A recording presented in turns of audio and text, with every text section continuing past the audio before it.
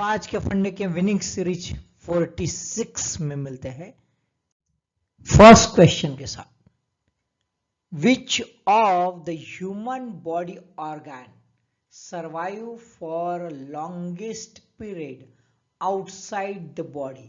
हमारे बॉडी के बाहर हमारा कौन सा बॉडी ऑर्गन ये सबसे ज्यादा लंबे समय तक सर्वाइव हो सकता है, जिंदा रह सकता है?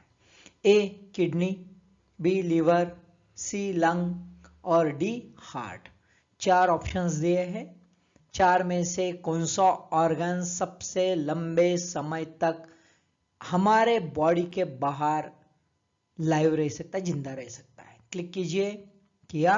ओके, मैं क्लिक कर रहा हूं। Answer is a kidney. Kidney जो है, किडनी इज लॉन्गेस्ट लाइव, सबसे ज्यादा देर तक। ये क्वेश्चन इसलिए दोस्तों, ये ट्रांसप्लांटेशन के जो है, ट्रांसप्लांट करते हैं ऑर्गन ट्रांसप्लांट, उसके कॉन्टेक्स्ट में यह है कि कोई भी ह्यूमन बॉडी से कोई ऑर्गन निकाल दिए तो ट्रांसप्लांटेशन के लिए कितना समय मिल सकता है ना? तो किडनी सबसे ज्यादा समय तक चलती है, इन द सेंस ये रहती है अराउंड 24 आवर्स टू 36 आवर्स तक रहती है। बाकी जो देखा जाए तो सबसे इससे कम रहते हैं। जैसे सबसे कम यदि देखा जाए तो लंग्स और हार्ट ये जो है ये रहते हैं। जैसे हार्ट जो है ये 4 से 6 घंटा, ओके, और लंग्स जो है ये अराउंड 4 से 8 घंटा यहां तक चल सकता है। लिवर जो है इन जनरल, लिवर यदि हम देखते हैं तो 8 से 12 घंटा भी चल सकता है। ठीक है, तो ये रेंज है हमारे बॉडी ऑर्गन्स के जो ट्रांसप्लांट किए जाते हैं। जैसे पैनक्रियास भी यदि है तो वो देखा जाए, पैनक्रियास जो है इसका ड्यूरेशन देखा जाए तो 12 to 18 आवर्स। तो ऐसे बहुत सारे ऑर्गन्स है जिसका ड्यूरेशन होता है। तो ये लॉन्गेस्ट ड्यूरेशन चलने वाला जो है, सर्वाइव होने वाला ऑर्गन है। तो न्यूज में इसलिए है, क्वेश्चन ये आया issue, why kidney rackets thrive, है ना? किडनी की जो ये सब चल रहा है गोलमाल, है ना, बहुत सारा गोरख धंधा। वो गोरख धंधा क्या है, क्यों बढ़ रहा है? तो दिल्ली पुलिस में रिसेंटली जो है ये गरीब जो लोग हैं उनको टारगेटेड करके ये किडनी ट्रांसप्लांटेशन का एक गोरख धंधा चल रहा है, उसको पकड़ लिया। और पता चला कि ये जो है एक बिल्डिंग में, सोनापेट जो है वो बिल्डिंग में एक 10वीं पास 10th स्टैंडर्ड ड्रॉप आउट वाला बंदा जो था, जो कंपाउंडर वगैरह वर्क करता था, टेक्नीशियन, वो ऑपरेट करते हुए पकड़ा गया। तो ये पता चला कि कितना खतरनाक लेवल पर ये सब रैकेट चल रहा है ना? कहते हैं कि इन जनरल देखा जाए तो अराउंड पूरे इंडिया में 2 लाख पीपल जो है इनकी किडनी फेल होती है और उनको आदर ट्रांसप्लांटेशन की जरूरत होती है, यानी किडनी ट्रांसप्लांट करना पड़ता है, या फिर डायलिसिस का इशू रहता है। अब यदि देखा जाए तो किडनी ट्रांसप्लांटेशन क्यों पॉपुलर है ना? ऐसा क्यों, इतना रैकेट बाकी का क्यों नहीं हम सुनते? जैसे किडनी रैकेट सुना, वैसे हार्ट रैकेट, लंग्स रैकेट, ऐसा क्यों नहीं सुना? तो सबसे इंपॉर्टेंट है कि लॉन्गेस्ट लाइफ, बहुत ज्यादा देर तक रहता है।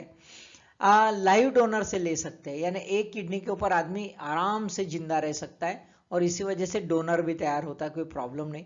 बाकी इसमें ऐसा नहीं हो सकता, है ना? जैसे हार्ट ट्रांसप्लांटेशन, तो हार्ट निकाल के चलो भाई जिंदा, हार्ट तो एक ही है भाई, है ना, इस ढंग से। और कॉस्ट जो है ये सस्ती है, काफी कॉस्ट कम है, 5 से 10 लाख लगता है ना? और ट्रांसप्लांटेशन के बाद जो कॉम्प्लिकेशंस है वो कॉम्प्लिकेशंस नहीं होते, लाइफ अच्छी रहती है। डायलिसिस से तो ये बेटर रहती है, ये एक बेनिफिट है। और इंडिया में बहुत सारे एक्सपर्टाइज है, बहुत सारे नेफ्रोलॉजिस्ट जो है, यूरोलॉजिस्ट यहाँ पे है। ज़्यादा बड़ी सर्जरी नहीं होती जैसे लिवर ट्रांसप्लांटेशन में होती है, वैसा यहाँ पे हेवी कॉस्ट जो है, या हेवी इंफ्रास्ट्रक्चर नहीं लगता। Second question, gate analysis technique used in, gate analysis, gate यानी चलने की जो है, चाल जो है, चलना, उसका एनालिसिस, ये टेक्निक क्या होती है? 1, identify suspected criminal, suspected criminal को आइडेंटिफाई करने के लिए। दूसरा है इंप्रूविंग एथलेट परफॉर्मेंस, एथलेट जो होता है, खिलाड़ू जो होता है उसका परफॉर्मेंस बढ़ाने के लिए। तीसरा, आइडेंटिफाई इंजुरी ऑफ पेशेंट, कोई पेशेंट होता है उसकी इंजुरी जो है वो पता करने के लिए ये टेक्निक यूज की जाती है। क्या ऑप्शंस आपके सामने है, क्लिक कीजिए। ओके, चलो आंसर बता दो। आपने क्लिक किया, okay, see the answer and match it. Answer is D, all three are correct, तीनों करेक्ट है दोस्तों। ठीक है, गेट एनालिसिस क्यू न्यूज में देख लेते। See the scenario. How to get test help to establish identify accused in the Mumbai rape murder. Mumbai Sakinaka के इधर में एक रेप हो गया था, वहां पे महाराष्ट्र में कोर्ट में ये पहली बार यूज किया गया है। एक सीसीटीवी कैमरा जो है वहां का फुटेज और बंदा जो एक्यूज्ड है उसकी चाल, इसका कंपैरिजन किया और उसका एनालिसिस से ये जो है सस्पेक्ट पकड़ा गया, यानी डिक्लेयर कर दिया गया सुप्रीम कोर्ट, मतलब हाई कोर्ट ने, है ना। लंदन में भी ये यूज किया गया था 2000 में, एक बर्गरीज जो था उसके इसमें। एनआई जो है, नेशनल इन्वेस्टिगेशन एजेंसी जो है, तो ये जो एनआई ऑर्गेनाइजेशन है इसने भी सचिन वाजे केस में एंटी टेरर केस जो था 2021 का उसमें यूज किया। गौरी लंकेश, इनके जो जिन्होंने मारा था इनको, उसमें भी ये यूज किया गया। सूरत रेप केस में भी ये यूज किया गया था। तो गेट एनालिसिस जो है ये काफी पॉपुलर टेक्निक अभी क्रिमिनल एलिमेंट में यूज कर दी जा रही है। ओके, अब ये जो मेडिकल केयर में इसका काफी कुछ पहले पॉपुलर यूज था, जो अभी क्रिमिनल केसेस में कोर्ट हैंडल कर रहे हैं। Third question, Interpol is the intergovernmental organization to help police of the member countries to work together by sharing and assessing data on crimes and criminals and other technical and operational support.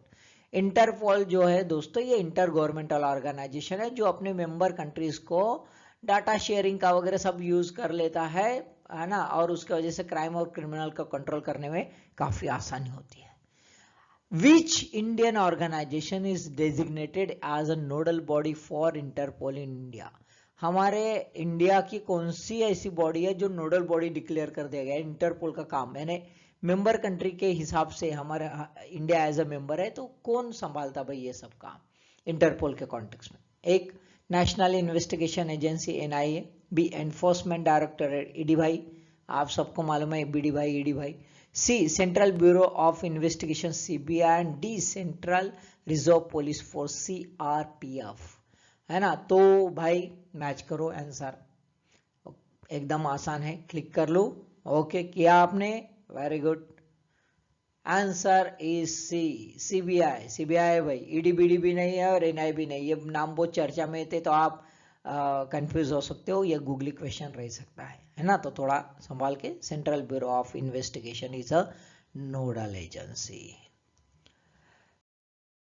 News, छोटी सी news है। Plan अफोर्ट 19th Interpol annual meet है। हर साल Interpol general assembly की meeting होती है डिसीजन लेने के लिए। इस बार जो है न्यू दिल्ली में 2023 में रहेगा। अब सीबीआई ये नोडल एजेंसी होने की वजह से ये कोऑर्डिनेटिव एजेंसी रहने वाली है और बाकी गवर्नमेंट एजेंसी के साथ एक कोऑर्डिनेशन करके यहाँ वो असेंबली का अरेंजमेंट करने वाली है। इंटरपोल का पूरा नाम है international criminal police organisation, that is Interpol. International है ना, इंटरपोल में पोल पुलिस, इंटरपोल यानी इंटरनेशनल पुलिस, ऐसा 195 मेंबर कंट्रीज है। हेडक्वार्टर एज कहाँ पे भाई, लियोन फ्रांस में है। इसकी जनरल असेंबली जो है ये गवर्निंग बॉडी और ये सब डिसीजन लेती है और हर साल इसका हर मेंबर कंट्री में इसका ऑर्गेनाइजेशन जो भी है हर एनुअल फंक्शन होता है। अब ये जो है ये सब इंटरपोल मेंबर कंट्रीज कनेक्टेड है, नेट कनेक्टिविटी जो सिस्टम से कम्युनिकेशन सिस्टम है उसको कहते हैं called as 24/7। Fourth question, freedom of religion under Article 25 of the Constitution of India connotes. Article 25 जो है हमारा संविधान में इन्यूमरेट है, वो क्या कहता है, व्हाट इट कनोट्स। तो थोड़ा इन्फरेंस टाइप का। 1, freedom of change one's own religion, बंदे को खुद का धर्म बदलने का स्वातंत्र। दूसरा, freedom to change religion of other, दूसरों का धर्म बदलने का स्वातंत्र। और तीसरा, freedom of follow multiple religion, बहुत सारे रिलीजन फॉलो करने का भी स्वातंत्र। और चौथा है freedom to abandon any religion, कोई भी धर्म छोड़ने का जो है वो पूरा का पूरा स्वातंत्र है। तो भाई थोड़ा सा इन्फरेंस वाला है ना, समझ में आया? ओके, क्लिक किया आपने, प्रॉपर कोड यूज करो, मैं क्लिक कर रहा हूं, मैच करो answer. Answer is B, 1, 3 and 4, 1, 3 and 4, यानी ये नहीं है भाई, यानी खुद का धर्म बदलाने का भी अधिकार है भाई। Yes, that is actually crux of the article 25, having freedom of conscience, freedom of faith, वो है। दूसरा है freedom to change the religion, दूसरों का धर्म बदलने का नहीं है ना, नहीं तो बहुत प्रॉब्लम आ जाएगा भाई। दूसरा मल्टीपल रिलीजन, यस जरूरी, that is crux of this article 25 की फेथ जो है, बिलीफ, फेथ जो है, फॉलोइंग द रिचुअल्स, वो जो है बंदा कुछ भी जो मन में आए वो जितने धर्म चाहे उतने धर्म वो पाल सकता है, उसमें कोई बंधन नहीं है। जो धर्म वो छोड़ना चाहे वो धर्म वो छोड़ सकता है, जो धर्म पकड़ना चाहे वो धर्म पकड़। It's a individual freedom, it's a freedom to the individual, बहुत ही इंपॉर्टेंट, एक आदमी के लिए है ना, लेकिन दूसरों को धर्म बदलाना ये नहीं है। ठीक है, चलो देख लेते न्यूज में क्या है, गोलमाल। सो भाई लोचा थोड़ा सा है। High Court remark on a conversion right raises a question. Delhi high court ने कह दिया भाई कि एक्सेप्ट लूर और फोर्स्ड, यदि कोई बंदा थ्रू प्रोपोगेशन, कोई बंदा प्रोपोगेशन किस बंदे दूसरे बंदे को कन्वर्ट करता है, so it is not a violation of this. What the hell. अब भाई वो propagation, yes obviously right to practise propagate, okay ये है, लेकिन प्रोपोगेशन से दूसरा कन्वर्ट करने का अधिकार ऐसा नहीं हो सकता। प्रोपोगेट कर सकता है वो अपना धर्म दूसरों को बता सकता है ना, लेकिन दूसरा बंदे को पूरा अधिकार है कन्वर्ट होने का। इस बंदे को अधिकार नहीं है, इस बंदे को वो फ्रीडम नहीं है दूसरों को कन्वर्ट बाय एनी मीन्स, है ना। So the raising the big question, it means proselytism is also protected, ऐसा हो जाएगा ना, प्रोस्लेटिज्म इज आल्सो प्रोटेक्टेड, ये नहीं है हो सकता भाई। तो ये बड़ा पेचीदा ये डिसीजन हो गया है। हाईकोर्ट कहता है कि first and foremost conversion is not prohibited, ये प्रोहिबिट नहीं है। It's a right of an individual to profess any, yes profess, practise, propagate, obviously religion of birth or religion that he chooses to profess, okay, that is the freedom of our constitution, yes agreed, profess, propagate, practice, but how it means a proselytism, how it means allowing a person to convert to others, ये एक थोड़ा सा interpretation का problem है। अब देखा जाए तो 1977 में सुप्रीम कोर्ट ने Stanislaus versus state of MP में कहा था कि article 25 is not giving any permission और right to convert other person to one's religion by an exposition of tenets, यानी प्रोपोगेशन से भी exposition of its tenet, it's not a fundamental right. जब ऐसा सुप्रीम कोर्ट ने बोल दिया high court इस ढंग से, तो ये थोड़ा सा इश्यू है, it just impinge on the freedom of conscience, ऐसा सुप्रीम कोर्ट बोलता है। It is a crux of the article 25, freedom of conscience, मेरा भगवान मेरा धर्म क्या होता है मैं देखूंगा, दूसरा बता नहीं सकता। लास्ट क्वेश्चन दोस्तों, consider the following statements. 1, the Cape Town agreement CTA and the agreement on ports state measures PSMA are two main regulations at a global level on illegal, unreported and unregulated fishing, है ना। दो regulations है global level के, CTA और PSMA। ये किस चीज के लिए? इलीगल, अनरिपोर्टेड और अनरेगुलेटेड फिशिंग, इसके बारे में एक स्टेटमेंट। दूसरा, India is a signatory of this two agreements and have a geostrategic role in high sea piracy. India जो है ये दोनों एग्रीमेंट जो है ग्लोबल एग्रीमेंट इसके सिग्नेटरी है, साइन किया है, और इंडिया का हाई सी पायरेसी में काफी महत्वपूर्ण जियो स्ट्रैटेजिक भौगोलिक दृष्टिकोण से देखा जाए स्ट्रैटेजिक दृष्टिकोण से बड़ा कारगर भूमिका निभाने वाला है। Which of the above statement is or are correct? सो दोस्तों आंसर क्लिक करूं, आपने किया, गौर से पढ़िए फिर से दो स्टेटमेंट। ओके, पढ़ लिए? चलो क्लिक कर रहा हूं, मैच करो answer. Answer is a, only one is correct. These two are two global level regulations for IUU fishing. Okay, लेकिन इंडिया ने अभी तक साइन नहीं किया भाई, but yes obviously India have a geostrategic role. तो ये हाफ आधा है, इसका मतलब आधा बराबर ऐसा कुछ है नहीं भाई, है ना। तो ये स्टेटमेंट इसलिए गलत हो गया है। चलो न्यूज में क्या है देख लेते हैं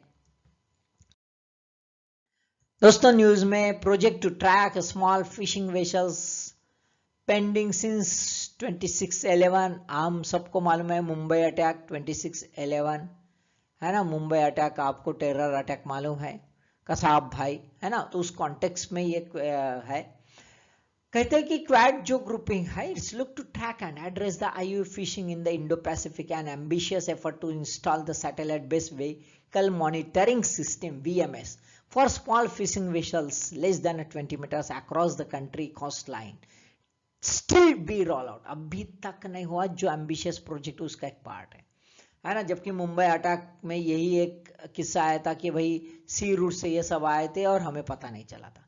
अब Quad grouping announce the ambitious Indo Pacific maritime domain awareness initiative to track the dark shipping, यानी स्टिल्थ शिपिंग जो रहती है, छुप के आती है, उसको ट्रैक करने के लिए, to build a faster, wider and more accurate maritime picture of near real-time activities in partners water।